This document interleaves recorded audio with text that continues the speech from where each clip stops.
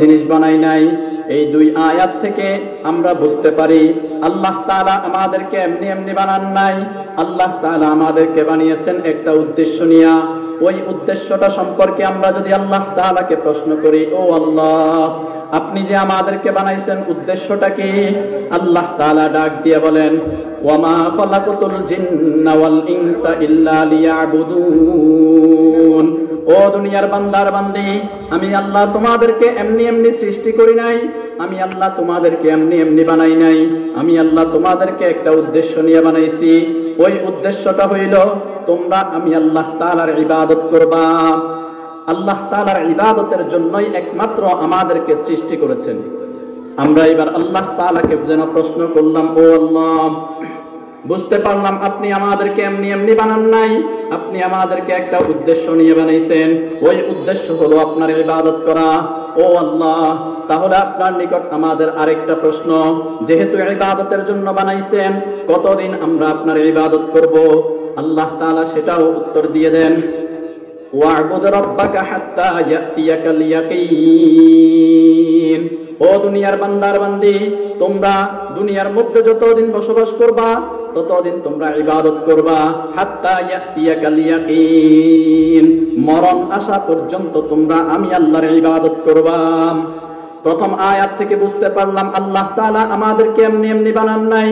দ্বিতীয় আয়াত থেকে বুঝতে পারলাম আল্লাহ তাআলা যা কিছু সৃষ্টি করেছেন সব কিছুকে উদ্দেশ্য নিয়ে বানাইছেন।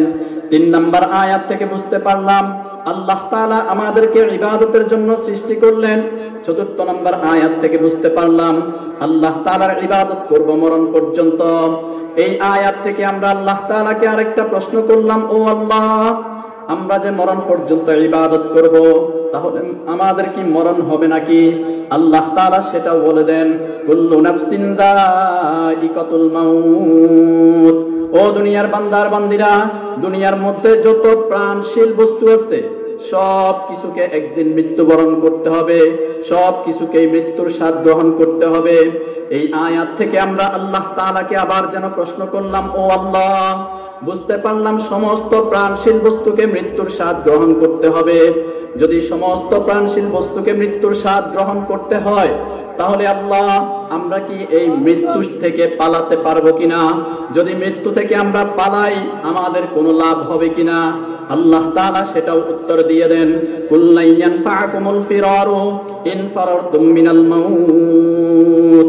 ও দুনিয়ার বান্দার বান্দিরা, তোমরা মরণ থেকে যতই পালাও না কেন, এই মরণ তোমাদের কোনো কাজে, এই পালানো তোমাদের কোনো কাজে আসবে না।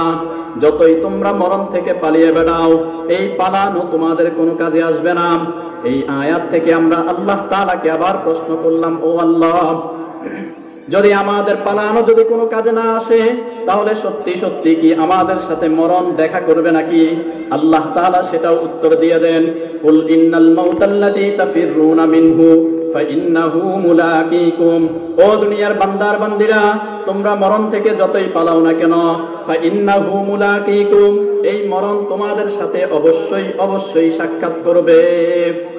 এই আয়াত থেকে আমরা আল্লাহ তাআলাকে প্রশ্ন করলাম, ও আল্লাহ, যদি মরণ আমাদের সাথে সাক্ষাৎ করে, যদি মরণ আমাদের সাথে সাক্ষাৎ করে, তাহলে আমরা যদি এমন কোন প্রাচীর দুর্গে ঢুকে যাই, যেই প্রাচীর দুর্গে, যেই বিল্ডিং এর মধ্যে কোনো জায়গা দিয়ে বাতাস ঢুকার মতো অবস্থাও রাখবো না, চতুর্দিক থেকে আমরা ওই বিল্ডিংটাকে এমন ভাবে নির্মাণ করব যেখান দিয়ে বাতাস ঢুকারও আমরা ব্যবস্থা রাখবো না, এমন বিল্ডিং এর মধ্যে যদি আমরা পালিয়ে বেড়াই, তাহলে আমাদেরকে মরণ ধরতে পারবে কিনা?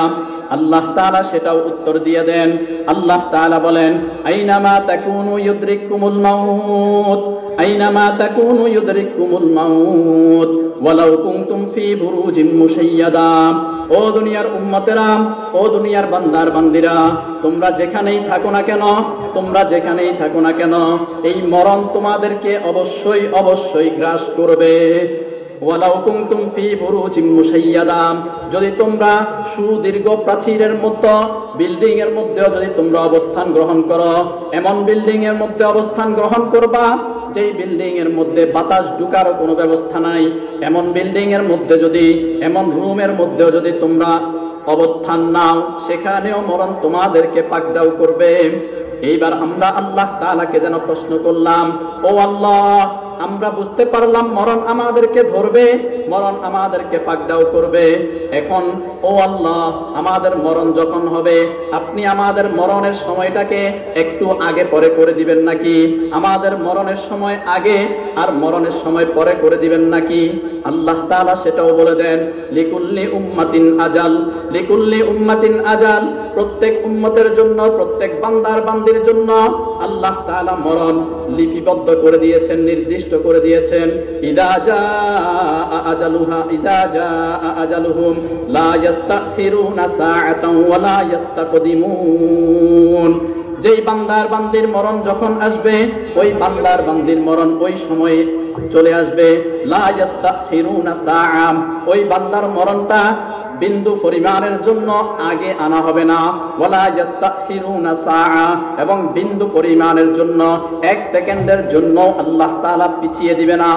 এইবার আমরা এই আয়াত থেকে আল্লাহ তাআলাকে প্রশ্ন করলাম, আল্লাহ, এই আয়াত থেকে আমরা আল্লাহ তাআলাকে প্রশ্ন করলাম, আল্লাহ, আপনি আমাদের মরণ দিবেন, মরণের সময় আমাদেরকে আগে পরে করবেন না, নির্দিষ্ট সময় আমাদের মরণ দিবেন। আরেকটা প্রশ্ন থেকে যায়, আল্লাহ, আমরা তো গুনাহ করি, সারাদিন গুনাহের মধ্যে লিপ্ত থাকি, আল্লাহ, মরণ যখন আসবে, এই মরণের সময় আমাদেরকে একটু সুযোগ দিবেন কিনা, আমাদেরকে একটু সুযোগ দিবেন কিনা? আল্লাহ তাআলা সেটাও বলে দেন, ওয়ালাই ইউআখিরাল্লাহু নাফসান ইযা জাআ আজালুহা। ও দুনিয়ার বান্দার বান্দিরা, ওয়ালাই ইউআখিরাল্লাহু নাফসান, লানে তাকিদ ব্যবহার করে বলেন, কখনোই তোমাদেরকে সুযোগ দেব না, কখনোই আমি আল্লাহ তোমাদেরকে সুযোগ দেব না।